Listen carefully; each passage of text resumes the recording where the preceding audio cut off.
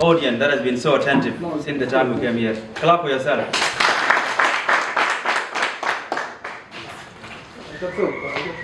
What Garang has done, and I got a hint of it last week, is that this initiative did not just start last month or this month or last year. For him, it started a long time ago. And that's the point of determination. Garang told me when we were chatting with Col Ngawal that this idea came to him somewhere around 2019. And look how far 2019 is and how close 2019 is. Whichever way you want to take it, clap for him. I'm very happy, and I have also learned a number of things from the previous speakers, from Ngangatem to Bruna, Patricia, and all of you that have spoken earlier. Your reflections are very rich, and I'm sure for those of you that are going to be taking this course, the groundwork has been laid for you. In a sense that there's a commonality of a lot of things that have been said earlier. Before I came here, like I always do, I put down my thoughts on a paper in a structured format. And I'm going to be touching on 3 points. One, to agree with all of you on why public speaking matters. Number 2, what benefits do we drive from public speaking? And number 3, I want to connect that to economics. And let me hear by a show of hand, if there are those of you that have done economics or that are doing economics. Okay, this is good. Okay. Before I go into what I wanted to say, let me just share with you an anecdote. It was in November 2022. I came as a part of a visiting delegation from Washington to visit Nairobi. In the evening, we came late, around 5 p.m. We were received, taken to the hotel, and then the booking was, of course, in the State House. You have the ship protocol, who inform us that tomorrow at 8 a.m. we are meeting the president, President William Ruto. So the IMF team, about 10 of us, prepared, and that included the director for Africa Department. His name is Abebe Selassie, just across the corner from Ethiopia. We woke up, of course, very early. By 7-something, we were at the State House. Of course, they are going around with their sleeping dogs, trying to ensure that our cars are all safe. We came in, and we have a meeting, a very good meeting. President Ruto, and I just want to connect this point to what Bruna was saying earlier. She cited a number of leaders in Africa and across the world that have excited, from Kwame Nkrumah to Nelson Mandela to Barack Obama and in between. Those leaders, what they have done, they have used their voice to champion a cause that would let us succeed. That is the theme that most speakers who have spoken have touched. Those who are yet to speak, like Dr. Dio, will touch upon. And myself, this is the point that I wanted to touch. What did William Ruto do? He sat across the table. He was just in a shirt, not in a tie. He listened. What was the key theme? We were talking about something called Resilient and Sustainability Trust, RST. What is RST? It's a program that IMF provides to low-income countries to help them reveal or build resilient to external shocks and to allow them to ensure that they have a sustainable growth. It is a program that you have to have in another program. You cannot have it alone. It's not a standalone program. You qualify if your debt is sustainable, meaning that going forward, in a forward-looking sense, you can claim that your debt is of a certain percent of your GDP. It's something that you can pay. So that's one criteria. The other is that you must have another program, either something called Extended Credit Facility or Extended Fund Facility or a Standby Loan Facility, SBA. These are things that you must have before you get this. So he crashes it and says, Mr. Abebe, we have this program and you are telling us that RST for Kenya needs 6 months. I cannot do that. I need to talk to someone higher than you. Mr. Abebe said, Mr. President, this is the standard. It takes 6 months for Kenya to qualify. He says, no, I must speak to your managing director. Set up the meeting with her tomorrow at the same time. It will be a video conference now. In the following day, a meeting was set up. Of course, in that meeting, I was not there. And two, one-on-one, they spoke. And he told her, the managing director of the IMF, Kristalina Georgieva, that Kenya is trying to do something about climate change. And you are slowing us down.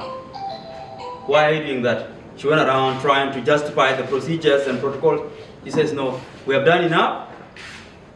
Our power generation, let's say in Turkana, in Chakwal district, some of it we are using coal. And coal is not good for climate emission reduction goals that you are advocating. If you want us to reach there, grant us the RST, along with the program that we are having. A few hours later, we were informed that the IMF in Washington, while we were in Nairobi, has granted Kenya RST. If a leader understands a mission, a cause, and they champion it, it can reach even heaven. And that's what we learned during that day. I wanted to use this to connect to why public speaking matters. We know that when we speak, it allows us to connect, to even focus on the feelings and thoughts of others. And as leaders, that even allows us also to reflect on our own ideas. It makes the speaker a leader in his or her own right. And as you know, leaders are there for so many things.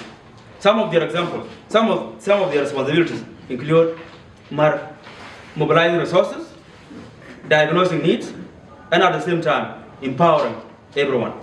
And by empowering everyone, this relates to the words of the Greek poet. His name is Hesiod, who said in his book, Works and Days, that in man speaks God. What we say as human beings, maybe they have divine connection. When we speak, we connect. When we speak, we command. Like when in the Bible, what are we told? We are told, let there be light, and there was light. That's the word. In the beginning was the word was God. So what Hesiod was saying is that when we speak, it is God that speaks in us. That is the power of the word. What is it exactly? If I have to summarize the elements of expected speech that have been mentioned earlier, without sounding exhaustive. My colleague have referred to a need to maintain eye contact, something that you have to do. I have to know the last lady at the end. What is your name, lady? Rebecca. At the far end, what is your name? If we have met before, I would have known that that is Rebecca. And who? Todd. Todd, okay. You have to look around, maintain an eye contact, and of course, have a facial expression that is also agreeable. And this is the point that we said earlier. At the same time, maintain a tone that is not too aggressive and that's not too low. Because I want those in front to hear me, but not a deafening sound. But I want those at the back also to hear me, but not a low voice. At the same time, we must maintain a measured distinctiveness and precision in utterance. If I need to say the word ma, sa, shu, set, I have to say like that. If I don't know for the first time. If you don't know, you say masa, and you end there. Then the way you are taking your breath, the way you are uttering it, there's a disconnect. So if you don't know the word and it's long, just break it in syllables. Once you have that, you can deliver. And at the same time, of course, maintain and use your reserve power. Why do we go to sleep? Do we sleep because we will die of tiredness? Or do we sleep because we went to the draw to re-energize? The answer is in between. When we sleep, our minds rest, our body re-energize, we wake up fresh in the morning. It's the same thing. There are certain times that you feel like you want to say so many things at once, and your breath falls short. But if you keep your last breath and you push it, there's a power that comes with that. And this is the one that needs to be said. Napoleon Bonaparte, that well-known French general, once said that provident nature is on the side of the reserve power. You must rest in order to attack. You must rest in order to fight for tomorrow. And for this, for him, and this is the point that I heard earlier from the previous speakers, including Atem, this idea of reserve power really is about preparation. This is what Honorable Dut McCoy said earlier, that as a teacher, you must make your notes and you must be ready to deliver. But know that if you prepare and have self-confidence, you can deliver. But know very well that nature does not provide credit. Garang, if you are coming today and you have not refueled your car, if your car stops on the road, you cannot say, God, just refuel it and I will pay tomorrow. It will not happen. Nature does not provide credit in that sense. So we must be prepared for eventualities. And because of this, preparation is key in delivering, not just public speaking per se, but even teaching in class and delivering a message coming from your profession, like what I've just done earlier. Now, what are ways, and this is the class because I will be speaking like that, what are ways really for one to improve public speaking? What has been said earlier, get to know your audience. Are you speaking to economists? Are you speaking to accountants? Are you speaking to just mere politicians who have done others and not these two courses? What are you speaking to? Know your audience. That is a point that has been well said earlier. Practice, because practice makes perfect. At the same time, make use of the feedback from the audience. Like I can see now, most of you are looking at me, so I feel happy, and so you are happy. Is that not okay? Use anecdote or a story to deliver something. The point about President William Ruto, I used it because Bruna mentioned other leaders who have used their voice to achieve something. And I've just said, not far away, even here across the corner, there's somebody who used his voice to bring something home.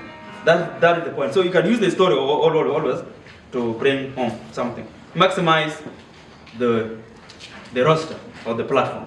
Here I can move around, I can stand, I can bend down, I can look. But of course, if I were just to read all the time, I will not be able to see you. But I have to look at what I have and look at you. Part of it I have also mastered it already. It is inside me.